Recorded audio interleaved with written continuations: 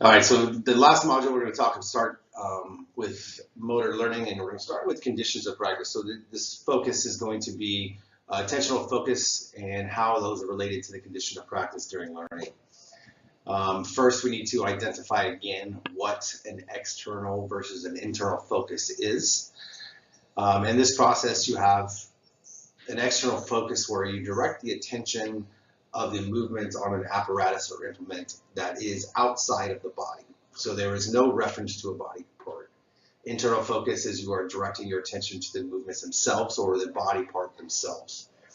So to give an example, if we are doing the golf swing, focus on the swing of the club versus focus on the swing of the arms. Now this is going to be very important going forward, and we didn't do this in the last section, but the major difference between internal and external focus from a research perspective is there has to be a very limited difference between the two to identify whether or not it is simply the focus, right? So if you look at these, focus on the swing of is the exact same in both the internal and external.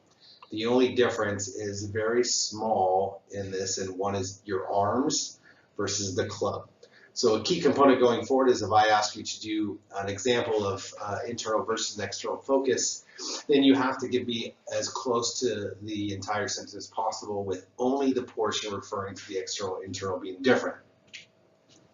Another example is focus on keeping your feet still versus focus on keeping the disc still. And this is a balance or a stabiliometer test, right? So the idea is you either keep your feet balanced or the board at which you are standing on balanced.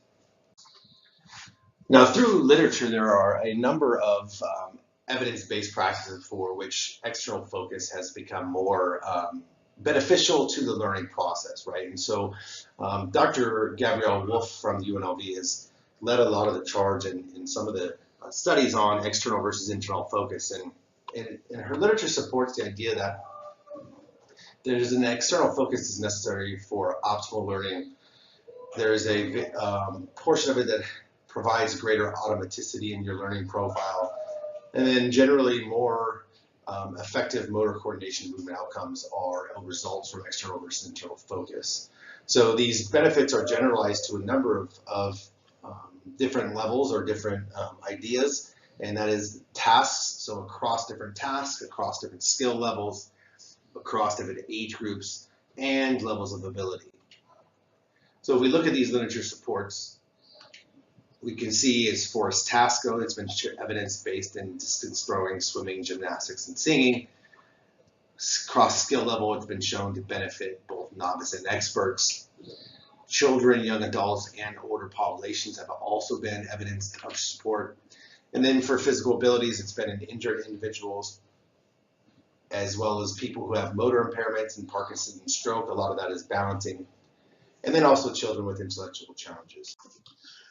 So as we go forward, let's look at these performance in learning with functional attention or focus of attention, internal, external, with how it relates to the studies of design. And a major one is when we start talking about performance of tasks that are force production related, but that's all dart throwing where your accuracy is very important, right? And remember from previous that we talk about this idea of retention testing to show us really that there has been a learned effect in the process.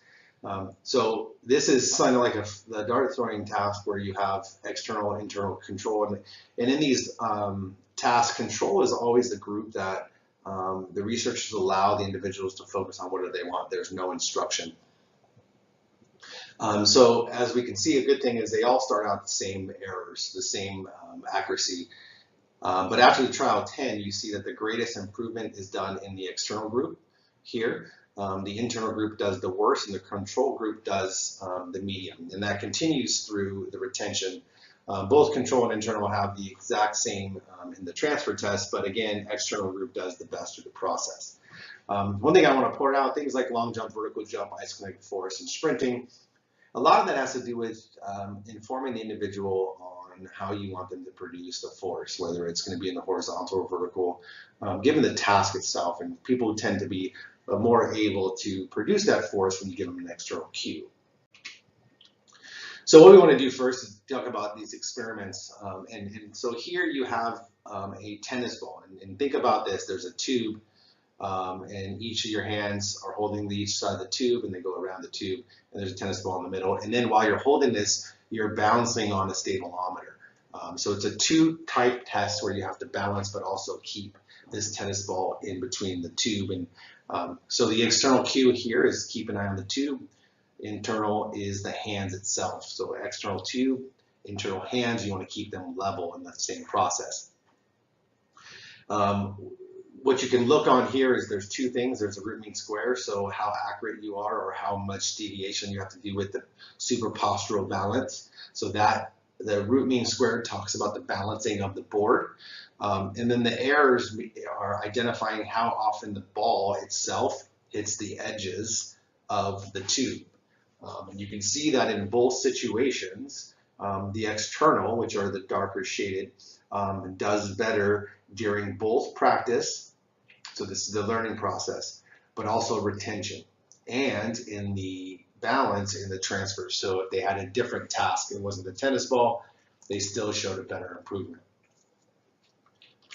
So this is an improved superpostural task and postural balance done doing multitasking with an external focus. So going with experimental 2, now they add a control group. And remember what I said, the control group is a group that does not give external and internal focus cues. And interestingly, you see here that during practice and retention, the control group, the group that has been able to focus on whatever they want to, does better than the internal focus group. And so it's come from these two studies, its internal focus is detrimental for both practice and retention compared to control group and also compared to an external group during the superpostural tasks in balance. So the question becomes, why is external focus more beneficial, but also is why is internal focus so detrimental? And so there's a reduced attention from external focus, while internal focus increases that intentional demand. So the idea is the focuses on the task you're performing, and external focuses takes away from that because it's looking at the outcome of the task on whatever the object is around you. So the idea too, though, is how come the control group in experimental 2 from the previous slide does better than the internal focus? And that's really this kind of augmented feedback relationship, right? So the control group has done some sort of utilization of the augmented feedback from the peripheral feedback, as well as what their body is telling them. And they use that a little bit of the balance, but they're not focused on making the adjustments, so they're allowed to use their own. So one of the things we want to talk about when we talk about these balancing tasks and these postural tasks is this idea of a tremor. And a tremor is this involuntary rhythmic in very oscillatory pattern that we see in our body parts. They have this amplitude and frequency. And so in young adults, we have a 5 hertz kind of natural frequency. Now, when we take this internal focus and we focus on the body part itself, we see that it produces intentional tremor that increases to 7 to 12 hertz. And what that hertz is it how many adjustments you make per unit of time, often per second. And so somebody who's focusing internally has a greater amount of those adjustments, which increases that root mean squared error. We can also look at this from a golf accuracy component, and external focus really looks at in a field environment, can we also improve our learning? And so golf chipping, group of 10 shots, and so each one of these, 1, 2, 3, 4, was a block of 10. And you can see that an external focus showed better practice. So the higher the score in this, the better off it is. And they also showed a greater retention.